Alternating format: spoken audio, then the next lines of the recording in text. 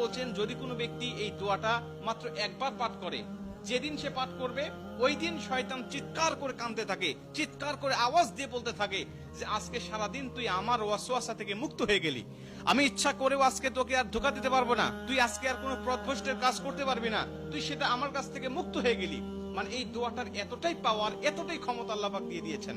অতএব আমরা এই দোয়াটা মুখস্থ রাখবো, ছোট্ট একটি দোয়া মুখস্থ করে প্রতিদিন আমরা তেলাওয়াত করব।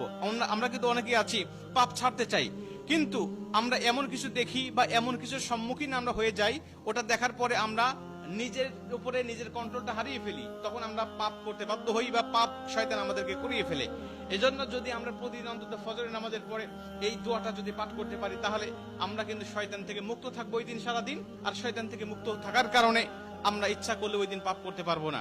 নবীজি এই দোয়াটা শিখিয়েছেন, আউযু বিল্লাহিল আযীম, আউযু বিল্লাহিল আযীম ওয়া বিওয়াজহিল কারীম।